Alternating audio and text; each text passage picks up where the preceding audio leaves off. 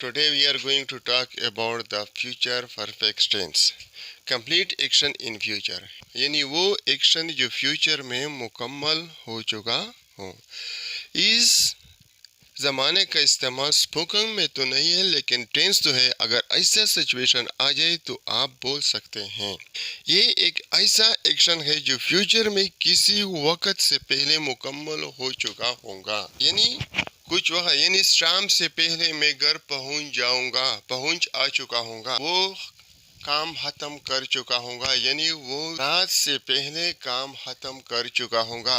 इसकी आइडेंटिफिकेशन पहचान कुछ इस तरह है. अगर किसी फिक्रे के आखिर में चुका होगा, चुकी होगी, चुके होगे, लिया होगा, ली होगी या लिए होगे आ जाए तो ये फ्यूचर परफेक्ट टेंस का फिक्रा होगा.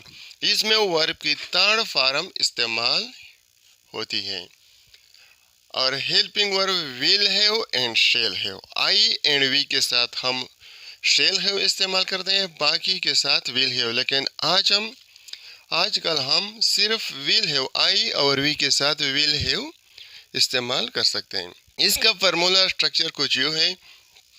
पहले हम सब्जेक्ट को लगाएं, बाद में हेल्पिंग वर्ब, इसके बाद third form of the verb, आखिर में ऑब्जेक्ट लगाएं. ये इसकी फार्मूला स्ट्रक्चर है. वो काम खत्म कर चुका होगा, यानी जब आप आ जाए वो अपना काम खत्म कर चुका होगा. वो अपना काम खत्म कर चुका होगा. He will have finished his work. वो अपना काम खत्म कर चुका होगा. दूसरे फिक्रे की तरफ आते हैं कि वो शाम तक घर वापस आ चुका होगा, यानी वो अब घर में नहीं है. He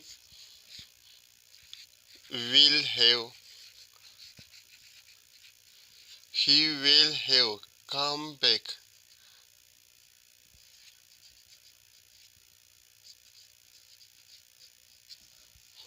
back to home. शाम तक, यहाँ तक के लिए हम टिल की बजाय बाई का वर्ड्स यूज करेंगे. By evening. वो शाम तक घर वापस आ चुका होगा. नेक्स्ट है वो अगले महीने तक यहाँ से जा चुका होगा, यानी वो अब यहाँ है. अगले महीने जब आ जाए वो यहाँ से जा चुका होगा. He will have या shall have gone from here by next month. वो अगले महीने तक यहाँ से जा चुका होगा. नेक्स्ट है सूरज गरूब होने से पहले मैं घर पहुंच चुका होगा. इसमें दो तरह की फिक्र है. एक पहले हुए हो, दूसरा बाद में हो. बिल्कुल सेम स्ट्रक्चर है जैसा हम पढ़ चुके थे पास्ट परफेक्ट टेंस में. सूरज गरूब होने से पहले मैं घर पहुंच चुका होगा. जो सेंटेंस पहले आए वो फ्यूचर परफेक्ट में होगा, और जो टेंस बाद में आ जाए वो फ्यूचर सिंपल में होगा. पास्ट परफेक्ट में जो पहले आए वो पास्ट परफेक्ट में होगा, जो दूसरे आए वो पास्ट सिंपल में होगा. यानी मैं घर पहुंच चुका होगा. सूरज गरूब, पहले मैं घर पहुंचा, बाद में सूरज गरूब हुआ. जो पहले हुए वो फ्यूचर परफेक्ट में होगा. I will have reached to home before sunset.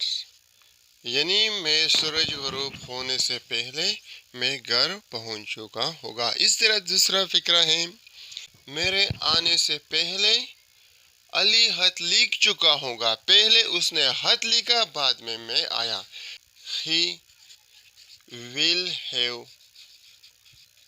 written the letter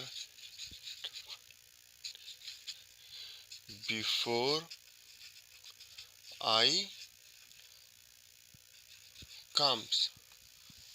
Before Ali comes, यानी अली के आने से पहले वो खत लिख चुका होगा, या डॉक्टर के आने से पहले मरीज मर चुका होगा। The patient will have died before the doctor comes. अब हम इसके नेगेटिव और इंट्रोगेटिव सेंटेंस बनाते हैं। वो काम खत्म नहीं कर चुका होगा। He will not have, हम सिर्फ will और have के दरमियान not का इजाफा करेंगे। He will not have finished his work, वो अपना काम खत्म नहीं कर चुका होगा, वो शाम तक घर वापस नहीं आ चुका होगा।